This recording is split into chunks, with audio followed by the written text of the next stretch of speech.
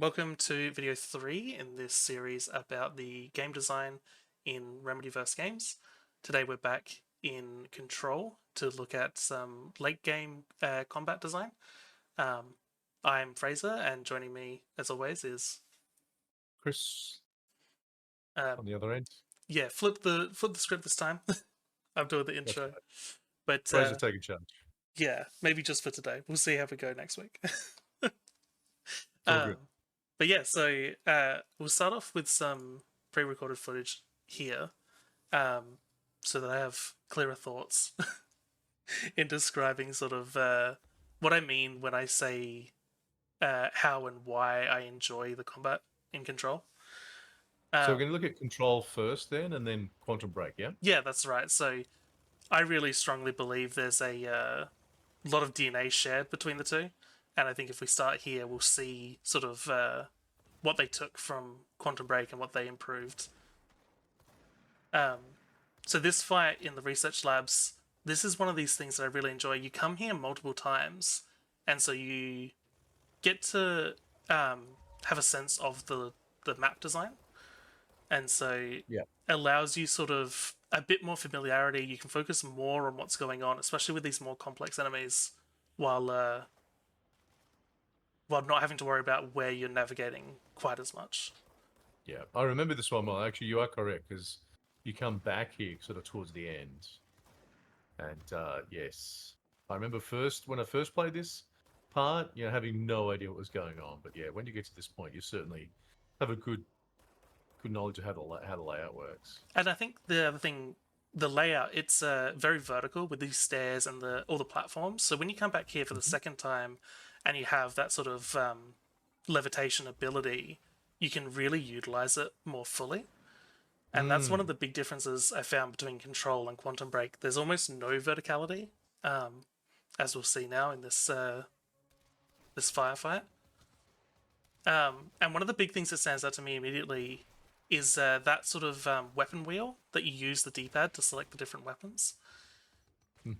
I didn't think about it like it feels really classic, like 2010's era video game.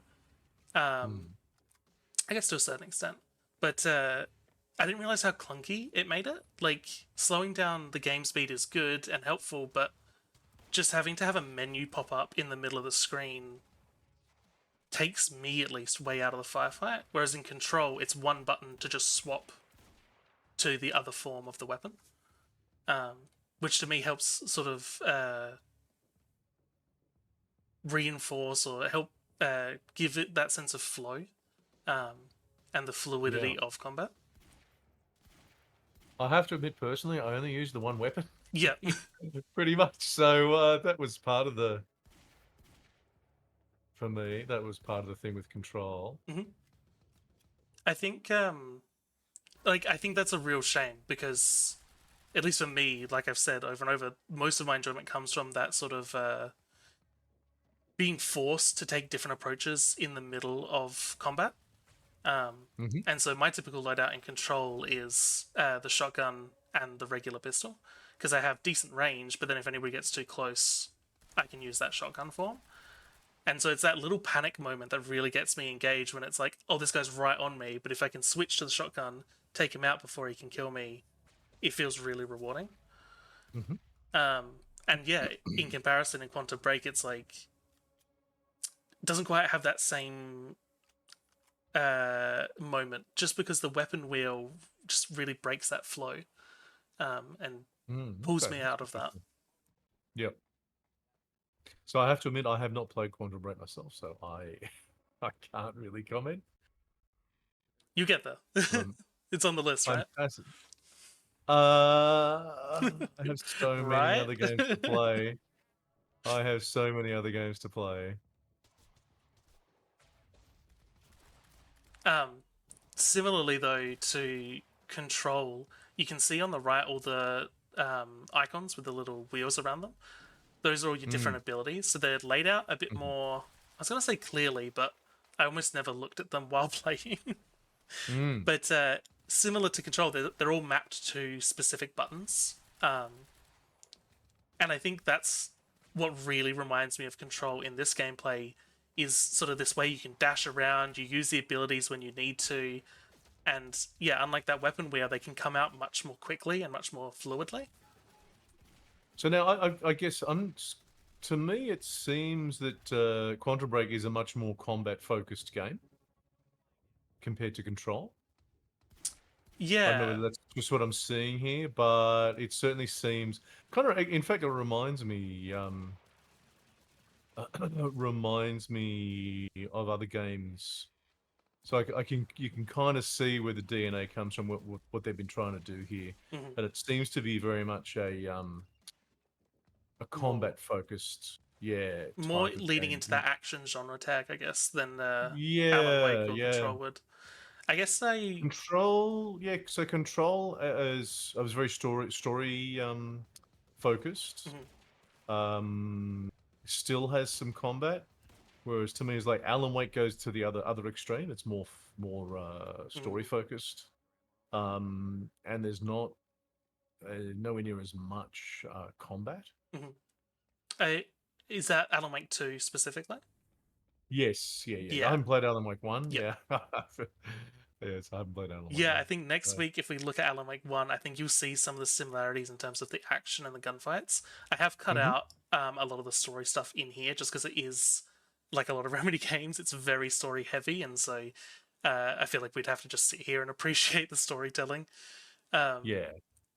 but But obviously, the way that it sort of seems to work, and I guess this is fairly common, is that you have your story section where obviously you're not doing combat during your story section because you need to focus on your story, and then you have your combat section where you have to focus on your combat. There's a lot more sort of combat in here compared to Control. So here we have Control back again, and Control's more thoughtful, I think. So this is a good example. Like, yeah, you've got to kill these mhm, guys, but you're also going across. Oh, you did the X thing. yes. Yes. I never used this my first playthrough. I find it's very situational. I think maybe if Mm. I upgraded it more and had it happen faster, I'd find it more useful. But at the start of a fight, when things haven't gotten hectic yet, I find the captured enemies tend to be really good distractions and let you navigate more. Mm-hmm. Mm-hmm. Um, Actually, this fight I find is a great example because it's kind of like it's really just a small box with a bit of elevation. But Mm. what I noticed between the two games is in Quantum Break you have two escape abilities. One of them is the Mm-hmm. shield, which essentially it lets you shoot out of this little bubble, but enemies can't shoot you while you're in it. And the other one is Mm-hmm. this like time stop dash, so all the enemies freeze and you can run away. And both of those work great to get you out of situations, and that complements Quantum Break's game design, which is like classic Call of Duty style regenerating health. Yeah. Whereas Right. I realized after playing that in Control that there are no escape abilities. Like, I just used the shield there, which was helpful, but unless I can navigate to a safer position, the shield is useless because it will Mm. just fall Mm. apart at some point. And so it made me really appreciate how um, enemies being the way to regain health because they drop the little blue health fragments Mm. really encourages you to continue to navigate around the environment and kind of And sometimes you actually have to navigate into where the enemies are to pick up health, yeah, which is something exactly. I found I had to do multiple times. Because if you just want to hang back, you can't pick up Yeah. the health shards. So that's an interesting spin on the combat in itself. It does adds some different uh yeah, some different pressure. Yeah. So now you have to, if you want to get health, you have to go in Hmm. where the enemies are. So you have to expose yourself. And I like it reminds me of Doom 2016 where they had the where you could do the kill animation on an enemy to regain health. But I like how Hmm. this health is just on the floor. It makes Jesse feel more vulnerable than the Doomslayer is. Hmm. So Quantum Break, yeah, the gameplay and that, the combat in there actually did remind me somewhat of um, Metal Gear Solid. I don't Oh, know why. interesting. Is it from the when's Quantum Break from? What year was that made? That is a great question that I don't know the answer to. Let me check. Um,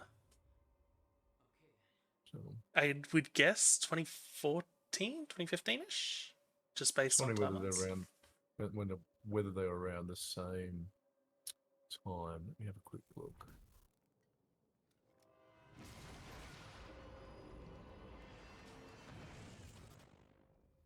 Yeah, so Metal Gear Solid Phantom Pain, the Phantom Pain is 1st September 2015.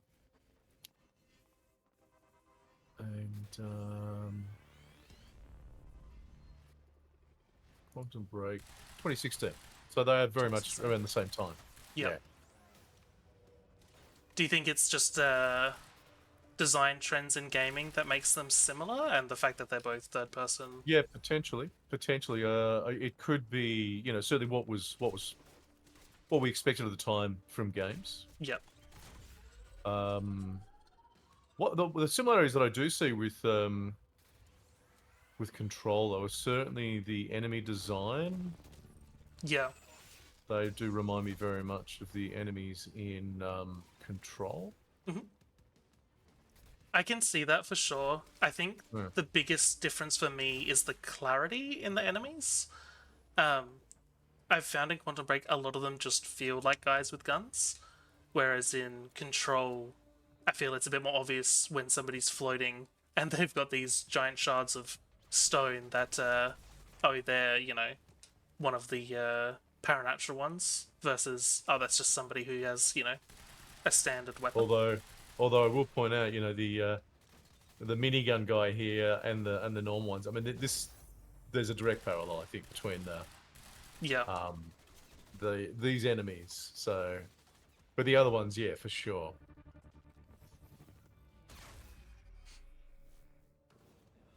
I do find it interesting, though, in Quantum Break, and it's the same in Control, like how well thought out the enemies are in terms of like the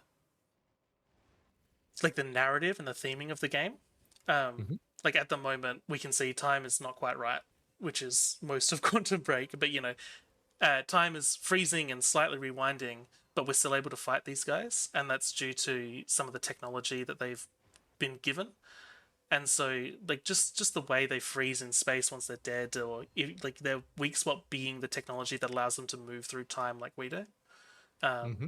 just really gels and meshes in with the storytelling in the same way that I found Control does, which is just, I don't know. If I'm gonna play a shooting game, I'd love for it to tie into the narrative nicely, I guess. Well, I think that that seems to be the thing that stands out with Remedy games is that the narrative, like, there's a more, I'd say they're more there's more thought required, or there's more thought asked of a player in the Remedy games, and there's more going on. There's more subtext in the background. Where I'd say, a game like Metal Gear Solid, uh, it's yes, there's story there, but the type of story is quite different. The Mm-hmm. subtext is not really the same. The universe is kind of different. Be quite interesting to compare those two, in fact, Mm-hmm. because the story is there, and there's also that element of in those Kojima games. What is it? There's also that like paranormal Right. element as well. In fact, funnily enough, I mean they do. Yeah, there are some parallels. But I would say I think that yeah, the Remedy games maybe it's better thought, more well thought out. Do you think? Because Perhaps. am I right in saying that the like Metal Gear Solid and Kojima games typically are a lot longer than the Remedy games would be? Oh, I couldn't answer that actually. Possibly. I could be wrong, but yeah, I don't Um, know why in my head I have this idea that like Phantom Pain is, a few dozen hours. I'm not 100%. And so you could be correct. if Yeah. that is the case, I do wonder how much, expected like gameplay length has an impact on sort of So how. Remedy games are shorter, are they? I do remember being a little surprised that Control was the length it was. This is not this is not a criticism though, because I think most games are way too long. And I don't end up finishing them. But yeah, I was surprised. Control, I finished that in what 16 hours or something. But I was quite happy with that. Whereas, yeah, I think those other. Let me just have a look. How many hours have I got on board for Death Stranding? Although I've played it more. Yeah, so I played nearly 13 hours of Death Stranding, and I'm only just at the beginning. Yep. So that's not out of the first area. So yeah, I think it's a lot more time Yeah. required. And so it's like, I don't know, I guess I'd be interested to see how much of an impact that actually has oh, I gotta reload. How much of an impact that has on the experience the player has for this type of narrative shooter game. Mm-hmm. I mean, I Would know. also be also the question would be why, what sort of person is playing Mhm. the type of game. Yeah, Like that's what sort of person plays a Remedy game, Control, Alan Wake, etc., mm, compared to a Kojima game. mhm. I'd say there'd be a crossover, but also say they'd be quite potentially quite different as Yeah, well. for sure. And I think it is interesting though, because if I had to generalize it, I'd say it's people who want to play, you know, quite a expansive narrative game with shooter elements, right? Maybe less so for Death Mm-hmm. Stranding, but Mm-hmm. yeah, it feels like on the surface they feel pretty similar, but the game design and sort of the game, I don't know how to describe it. Sort of the moment to moment, or like the complete package of the game Mm. feels noticeably different. But I had this Um, I, similar I have issue in Alan Wake 2, yeah. where it just sort of felt like the only thing I was there for was the narrative rather than the gameplay. Yeah, that's a danger. I mean, that is that is one of the dangers there. In fact, what you're saying makes me think of another game I know you enjoy, Mirror's Edge. Mm. And I remember when I first played that, and when was Mirror's Edge? Mirror's Edge is much older. Where are 2007, we? 2008 is a guess. So let's have it. Let's check on the Steam page. 2009. Yeah, pretty close. Yep. And I remember that game. So when I first played Mirror's Edge, I really enjoyed it. Had a great time. And then the combat came along, and I'm like, why is Oh, there combat in this game? yeah. It Yep. was just stupid. It didn't need it. It Yep. didn't need it. But I wonder how much, like back then, certainly there was this assumption that all games needed like some sort of combat. Hmm. Um, and that definitely did not need it. And it was stupid. It broke the immersion for me because she gets shot. The main was it Faith, the main character, gets shot Yep. and just walks it off. It's like, Would you like yeah, the I'm fine. I'm all right. would you like the narrative justification for that? Because I do know it, or at least I think I know it. I don't Is care what narrative justification there yeah. is. It was Well, bullshit. that's I it, mean, it was right? just garbage. Yeah, Yeah, yeah, because it's yeah. like it's something to do Um, with it's her luck or something, or like yeah. maybe that's a Nathan Drake thing. But yeah, the idea that you're in a gunfight and you get shot, there has to be a consequence in the video game. Otherwise, there's no challenge and it Mm. loses a lot of appeal. But yeah, it's like it is a tough thing to balance, sort of that gameplay It didn't need it, consequence. Yeah. but it didn't need shooting. If Yes. they had have not had shooting, because she had melee. Hmm. It has been a long time since I played that game, but I remember really enjoying the jump kicks and Hmm. all the various things that Faith could do. If they kept it at that, it would have been great. Yep. But when they brought in they brought in shooting, it was And I think part of but that issue is that uh, the enemies were way too strong if you didn't pick up a gun. Like if you wanted to just try and play it melee Mhm, only, you would, mhm. die and reset 100 times before you made progress. Yeah. Yeah. But from a gameplay point of view, why have the guns? Why have enemies with guns? Why Yeah. not just have all of them melee? I mean, I think it would have worked much better.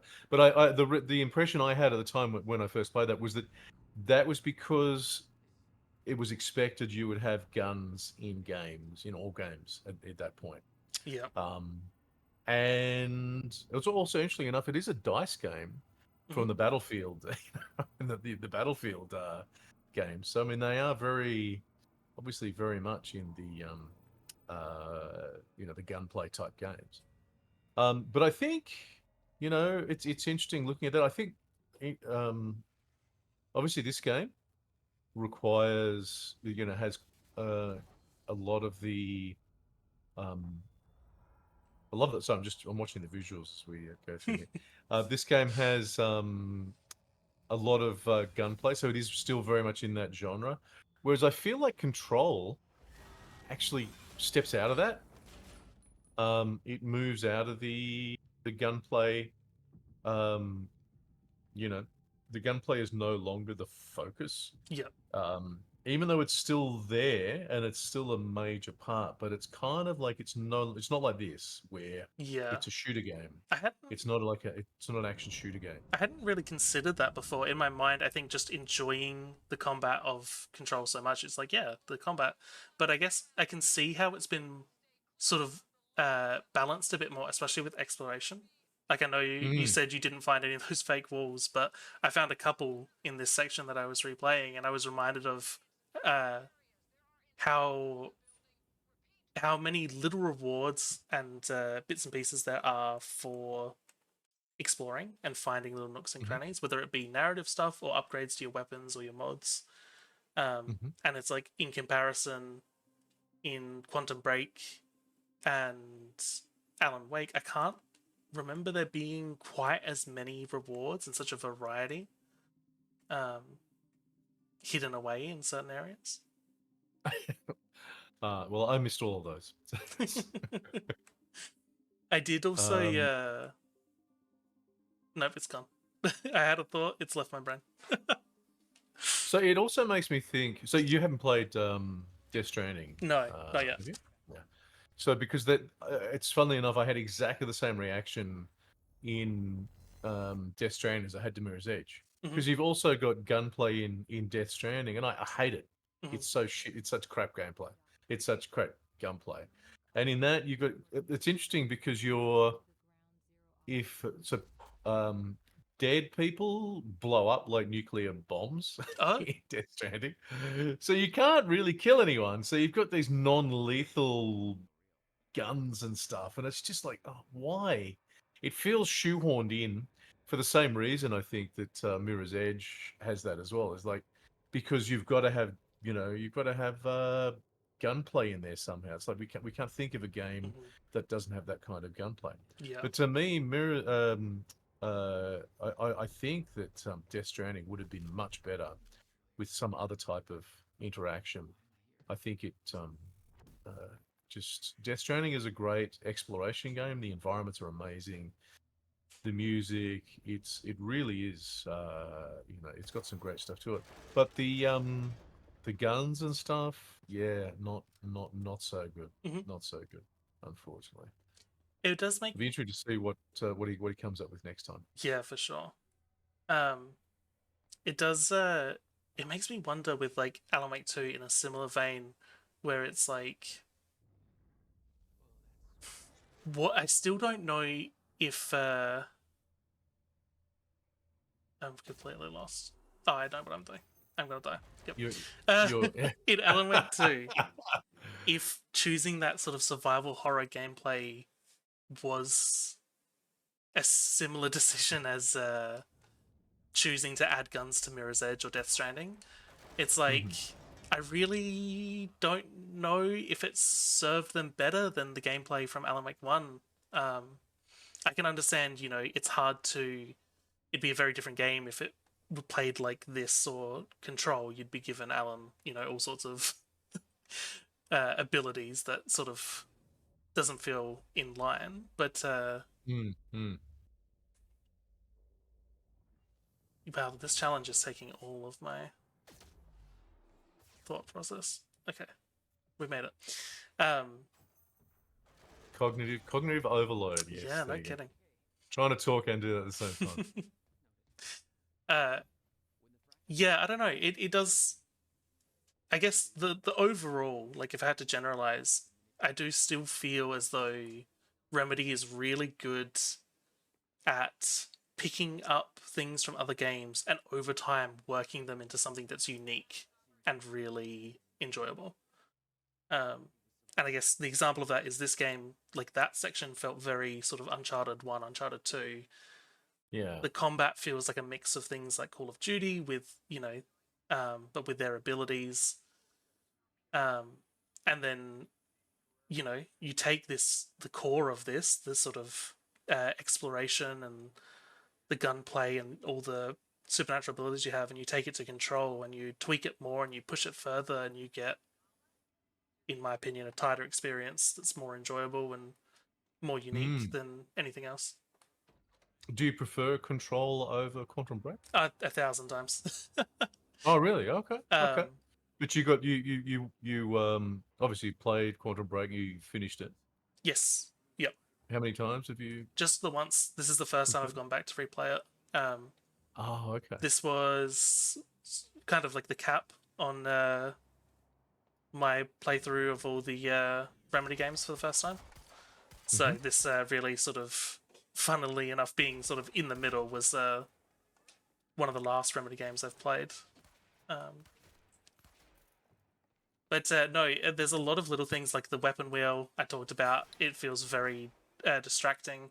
I don't remember Mm-hmm. if I got around to mentioning it in Alan Wake 2, but there are issues where when you dodge, you can, if you are reloading and then you dodge, you will go straight back into the reload animation, which really bothers Mm-hmm. me from a fundamental design point. If you're dodging, it means there's somebody who's up about to attack you, and so Mm-hmm. it Mm-hmm. feels better if there are ways to respond to that and not if, hang on, I need to wait for my reload animation to finish. And this game has a similar issue where if I shoot a bunch of bullets and then I dodge, it can lock me out. I was trying to shoot there and it couldn't because it was finishing an invisible reload animation. And it's like, So that sounds kind of like a Souls type game. So, Elden Ring and stuff, where part of the core gameplay is about understanding that you can't break your kind of animations. mhm. So once you commit to a particular thing, am I getting? Is that pretty much what you're Somewhat. saying there? I think there's an intentionality to Souls games. Like, typically in a Souls game, a light attack you can roll out of the animation, Mm-hmm. or you can roll out of like some of the wind ups, and so it's sort of like knowing that once you attack, you're committed. But typically, you can roll through most other animations. It's not like you can't roll when doing certain animations, which there's nuance there. But I just wish it just makes it feel clunkier, you know. Um, So what's the difference, say, between so you're talking about Alan Wake and this game? mhm. What's the difference? Do you think between, say, a Souls type game where there's definitely it's part of the sort of gameplay, it's intentional, and this and what they've done here. I guess it's like the options in a sense. Mm-hmm. And I think what bugs me is it it works better in Control. So they found the solution. So Mm-hmm. yeah, Mm-hmm. with this example, if you dodge, I don't believe there's a melee button. I've just hit everything and there didn't seem to be one. But there's Mm-hmm. there's no melee. So if you dodge and you need to reload, you either need to switch weapons, which is clunky and takes time, or Mm-hmm. try and use another ability. Whereas in Control, if you dodge, you still have your melee button. Um, you can always melee. It will interrupt any other animations. You can also use telekinesis because it's responsive. Mm-hmm. Um, and and then if you look at Alan Wake 2, yeah, if you reload and then dodge, you will go back to reloading, and you can't cancel the reload animation. You have to wait for it to finish. So it's, I don't know. I don't know if that's an answer or if that's just examples. Uh, I mean, obviously, look, Alan Wake 2 is the gameplay in Alan Wake 2. I think we decided we agreed last week is not up to the same caliber as Control. Mm. And there are some sort of clunky things in there. It's yeah, not amazing, and a bit disappointing. But you know, yeah, look, without sort of really doing an in-depth analysis Mhm. of, say, a Souls game and and Control, kind of hard to compare those two. I mean, they Yeah, are that does different, sound. really fundamentally different kind of It games. does sound like a fun challenge coming from that perspective, though, of the combat design and the player freedom when it comes to combat. Yeah, well, all those Souls games, I think everyone understands. I mean, are you a Souls player? I'm We haven't currently talked about replaying Dark Souls Souls Souls 3 games. for like the 40th Okay. time. Yeah. Oh, well, okay. Well, yeah, obviously there you go. So there is an expectation. You understand. The combat is about pattern recognition, understanding what the enemies are doing, and then being deliberate, I guess, in your not just button mashing. Yep. It's pretty much the thing, is that you need to, because if you hit a button, you've kind of committed to doing something Hmm. quite often, and and sometimes committing is the way to die. Um, so it's interesting to compare that, yeah, to other types of games, because it is Yeah. I very guess much a specific type of gameplay. pulling on that, the like parallel example I could offer then is in Dark Souls 1, when you use your Estus to heal, you're forced to stand still. Whereas in Dark Souls Hmm. 3, you can still move. You can only walk, but you can still move. And Hmm. so it feels like those little considerations to not fully take away control in certain moments from the player. Mm. And maybe Hmm. that's what I find to be really frustrating in these Remedy games, where they've had this. You can see this line of progression from Alan Wake 1 through to Control, where they're working out all those little kinks. And so when you get to Alan Wake 2 and all these kinks have found themselves back in, it feels like we've been over this before. And maybe that's a When, meta narrative about time loops, but mm, I mm. wouldn't put it I past wonder them. why. I wonder why that is. I mean, it's an interesting question. If we had the chance to actually talk to someone who was involved in the gameplay of developing the gameplay of Alan Wake 2, that'd be quite interesting. But it's probably not going to happen. Um, uh, but yeah, I don't know. I mean, we talked last week. Obviously the focus of Alan Wake 2 was characters and narrative. Mhm. The gameplay maybe not so much. Yeah, yeah, unfortunately. Mm. Yeah, yeah. Anyway, But I yeah, think we will wrap up there. It's been yeah, about cool. an hour ish. We'll see how it cuts down. And then, yeah, still keen next week to sort of compare some of this gameplay to Alan Wake 1's um, and keep pulling out some of those threads that have existed through the games. So Alan Wake 1, let's get the timeline here actually. So is Alan Wake 1, that's before Quantum Break? Yep.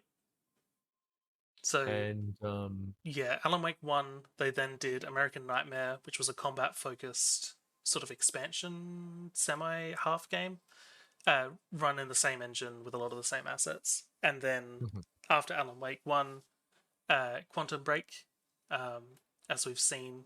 And then from there into Control. And then after Control, they went back to Alan Wake for Alan Wake 2. Right, right. And the earlier games were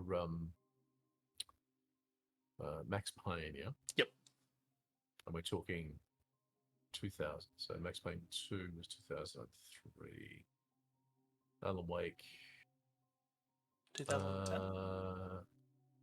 2012, I think. Oh, yeah, that sounds right too. Alan Wake 1, yeah. That's quite a long time between. So I'm just looking here at on the Steam. Why? Yeah. Okay. Maybe the thing, it doesn't, is Max Payne 1 not on Steam? I look at it. Okay. Uh, so 2003 to 2012. That's a long. Was there anything between there? I'm not A 100%. long time to wait. So then we had Alan Wake collecting collectors and whatever. Death Rally Mm, 2012. What else? Death Rally Classic, 1996. Huh. Anyway, I don't think that's in order, unfortunately. But yeah, let's wrap it up there and talk about Alan Wake 1 next week. That could be cool. So yeah, I'll let you wrap up. Awesome. Well, thanks for listening. Let No me know worries. if I got any of the details wrong. And Uh, yeah, we'll see you next week.